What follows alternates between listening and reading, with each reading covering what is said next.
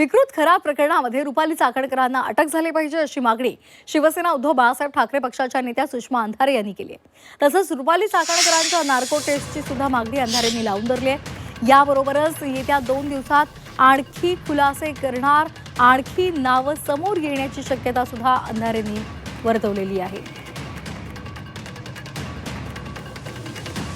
जेव्हा सगळ्यांनी सांगावं लागलं की आता निघा, तुमची गरज नाहीये, तेव्हा त्यांनी पदावरून पायउतार झालेले आहेत। परंतु निव्वळ राजीनामा एवढं पुरेसं नाही।